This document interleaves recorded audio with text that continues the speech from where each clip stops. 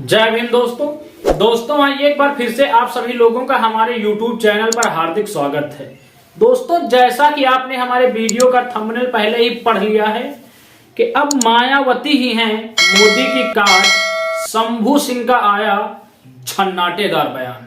साथियों, अगर आप थंबनेल देखकर हमारा वीडियो देखने आए हैं तो वीडियो को पूरा देख कर जाना। इस वीडियो में हम थंबनेल के अनुसार ही चर्चा करेंगे और आपको शंभू सिंह जी का वो बयान भी सुनाएंगे। दोस्तों, वीडियो स्टार्ट करने से पहले हम आपसे कहेंगे कि अगर अभी तक आप लोगों ने हमारे चैनल को सब्सक्राइब नहीं किया है तो कृपया हमारे चैनल को सब्सक्राइब करें, ताकि हम कोई भी वीडियो अपलोड करें तो उसकी नोटिफिकेशन सबसे पहले आप तक पहुंचे और हमें हमारे काम के प्रति मोटिवेशन मिलता रहे। साथियों, एक बात मैं इस वीडियो के माध्यम से और स्पष्ट कर देना चाहूंगा।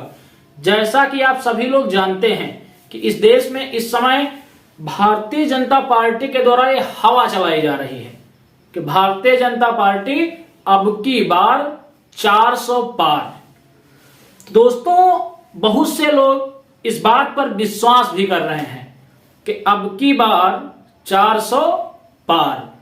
इस देश में विपक्ष का इस बार कुछ भी नहीं होने वाला है।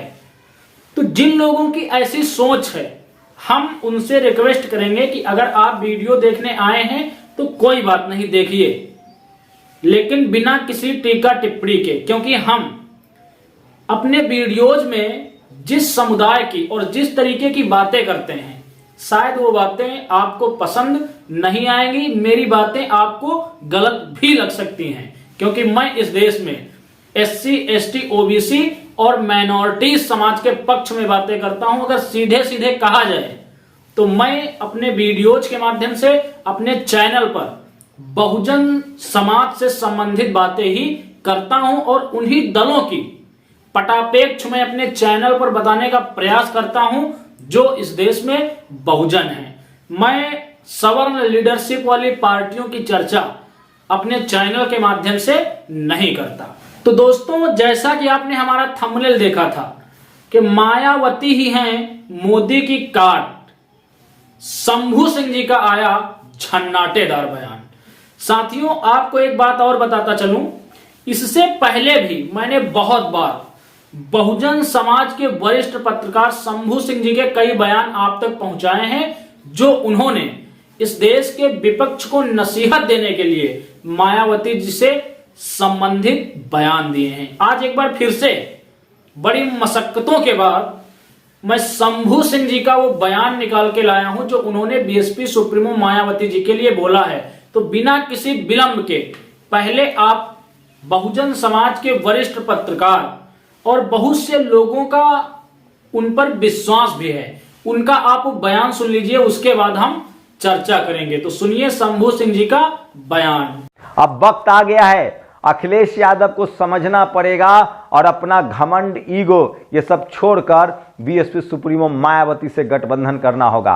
अब बीएसपी के नेताओं को अपने ही छोटे भाई चंद्रशेखर आजाद रावण को साथ मिलाना होगा। और इस देश में आज भी, मैं फिर कह रहा हूं, एक डंके की चोट पर कह रहा हूं, अगर आज भी अखिलेश यादव, मायावती और चंद्रशेखर यूपी में एक साथ हो जाए, कांग्रेस उनके साथ है ही, तो कोई नाम लेवा नहीं बचेगा। सोचिए, और सबसे बड़ा फैक्टर ओवैसी हैं। अगर मायावती, अखिलेश यादव, ओवैसी, स्टालिन, करुणानिधि के बेटे जो हैं स्टालिन तमिलनाडु वाले, और उसके बाद हेमंत सोरेन RJD, और उसके बाद वो तमाम, अभी जो मैं इन 5 नेताओं को कह रहा हूं, जो बड़े नेता बीएसपी सुप्रीमो मायावती को अगर इस देश के बहुजन समाज को बचाना है, संविधान को बचाना है, तो आज भी समय नहीं बीता है। अखिलेश यादव के पास पूरा कैरियर बचा हुआ है, वो अगली बार मुख्यमंत्री बन सकते हैं। आज भी अगर अब भी अखिलेश यादव, मायावती जी का गठबंधन हो जाए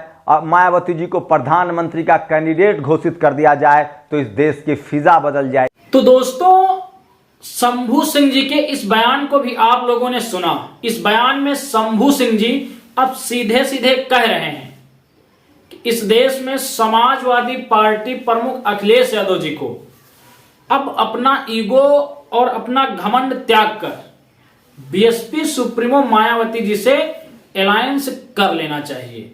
दोस्तों, उन्होंने इस देश के तमाम नेताओं को जो इस समय उच्च श्रेणी में आते हैं, उनको ये नसीहत दी है कि आप लोगों के पास अभी बहुत समय है। अखिलेश यादव जी के पास बहुत समय है, तेजस्वी के पास बहुत समय है, राहुल गांधी के पास बहुत समय है।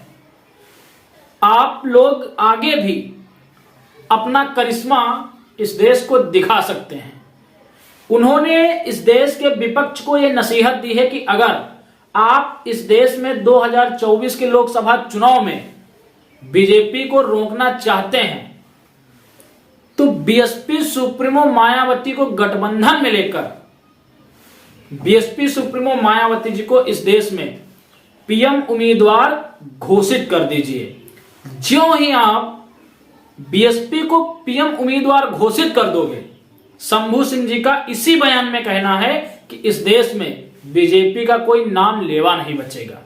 उन्होंने कहा है कि अगर मायावती को आपने पीएम उम्मीदवार घोषित कर दिया तो यूपी, बिहार, राजस्थान, मध्य प्रदेश और झारखंड जैसे राज्यों में तथा छत्तीसगढ़ भी, ऐसे राज्यों में विपक्ष को एक बहुत बड़ा फायदा मिलेगा और इन्हीं 5-6 राज्यों के सहारे आप यकीन मानिए आप बीजेपी को रोकने में कामयाब हो सकते हैं, क्योंकि ये जो 4-5 राज्य हैं, इन राज्यों में लोकसभा की लगभग सबसे ज्यादा सीटें हैं। और अगर हम बात कर लें महाराष्ट्र की, तो महाराष्ट्र में प्रकाश अंबेडकर जो पहले भी अपना बयान दे चुके हैं कि वो बीएसपी सुप्रीमो मायावती जी के साथ काम करना चाहते हैं। रामदास अठावले, उन्होंने भी ये बीएसपी सुप्रीमो को ऑफर दिया था कि वो आए और आरपीआई की राष्ट्रीय अध्यक्ष बने,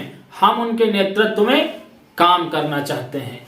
तो दोस्तों, अगर सपा, बसपा, कांग्रेस, आरजेडी, जेएम, डीएमके, आरपीआई और प्रकाश अंबेडकर जी के दलों में अलायंस होता है तो आप मान के चलिए 4-5 राज्यों में भारतीय जनता पार्टी को वो चोट पहुंचेगी जिससे वो लगभग 10-15 सालों तक उभर नहीं पाएगी। दोस्तों, आपको बताता चलूं, इस समय भारतीय जनता पार्टी ये बात अच्छे से जानती है कि बीएसपी अभी भले ही अलायंस में ना आ रही हो, आने वाले समय में बसपा का कोई भरोसा नहीं है कि वो कब अलायंस में चली जाएं। और आपको बताता चलूं, बीएसपी सुप्रीमो मायावती जी एक राजनीति की सुलझी हुई खिलाड़ी हैं। कब कौन सा और कैसे फैसला लेना है उनको बहुत अच्छे से मालूम है। हम यूं कहें, बीएसपी सुप्रीमो मायावती जी बहुत ही होशियार और चालाक राजनेता हैं। दोस्तों, आप सभी जानते हैं, चाहे कोई भी खेल हो, वहां पर तुरुप का पत्ता सबसे लास्ट में ही खेला जाता है।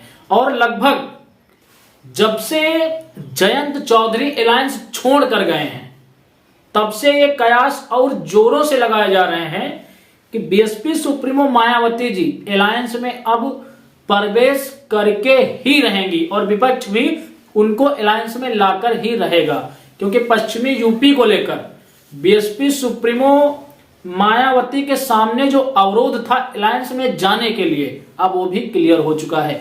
बीएसपी की पहले से मांग थी कि अलायंस में हमको 30 से 35 सीटें चाहिए और खासकर पश्चिमी उत्तर प्रदेश के अंदर हमें 7-8 सीटें जरूर चाहिए, लेकिन जयंत चौधरी के रहते उनको पश्चिमी उत्तर प्रदेश में ये सीटें मिलना असंभव था। लेकिन जयंत के जाने के बाद उनका अब ये रास्ता भी क्लियर हो चुका है। तो अगर इस देश में विपक्ष ने बहुजन समाज के वरिष्ठ पत्रकार शंभू सिंह जी के बयान पर अमल किया और बीएसपी सुप्रीमो मायावती जी को पीएम का उम्मीदवार घोषित किया, तो आप मान के चलिए बीजेपी को 24 के चुनाव में लोहे के चने चबाने पड़ सकते हैं। और अगर चांस आया तो इस देश पर बहुजनों की सत्ता भी कायम हो सकती है। दोस्तों, आपको बताता चलूं, देश की सबसे बड़ा राजनीतिक दल भारतीय जनता पार्टी, जिसको चुनाव लड़ाने के लिए लगभग हर साल 1400 करोड़ रुपए चंदा आता है, वो इस समय बीएसपी सुप्रीमो मायावती जी के फैसले से डरा बैठा हुआ है। दोस्तों, मैं भी इस वीडियो में चलते चलते इस देश के विपक्ष से ये अपील करना चाहूंगा कि आप 2024 के चुनाव के लिए बसपा को साथ लीजिए और खड़गे की बजाय बीएसपी सुप्रीमो मायावती जी को पीएम उम्मीदवार घोषित कीजिए, जैसा कि इस देश के बड़े बड़े बुद्धिजीवी लोग भी आपको समझा रहे हैं। मायावती जी को 2024 में आप पीएम बनाइए, उसके बाद उत्तर प्रदेश, बिहार, झारखंड, राजस्थान और मध्य प्रदेश में आप बहुजन समाज के दलों का सपोर्ट और समर्थन करके बहुजन समाज के व्यक्तियों को ही आप मुख्यमंत्री बनाइए। अगर 2024 में ये साठ गांठ बनी तो 2027 में लगभग 7-8 राज्यों में फिर से बहुजनों का दबदबा कायम हो जाएगा। तो दोस्तों, हम कहना चाहेंगे विपक्ष के नेताओं से और खासकर बहुजन नेताओं से कि आप बाबा साहब अंबेडकर के मिशन के लिए, इस देश में संविधान की हिफाजत के लिए और खासकर इस दबे कुचले समाज के लिए अपने ईगो को दूर रखिए। क्या आपका ईगो, क्या आपका एटीट्यूड, क्या आपका घमंड इस समाज से बढ़कर है? क्या समाज से ज्यादा महत्वाकांक्षी है? इन चीजों को दूर कीजिए और 2024 की जंग एक साथ आकर लड़िए, फिर आप देखिए परिणाम क्या होंगे। बाकी कितने लोग चाहते हैं कि शंभू कुमार सिंह जी के बयान पर इस देश के विपक्ष को अमल करना चाहिए? कमेंट सेशन में आप अपनी प्रतिक्रिया जरूर दें।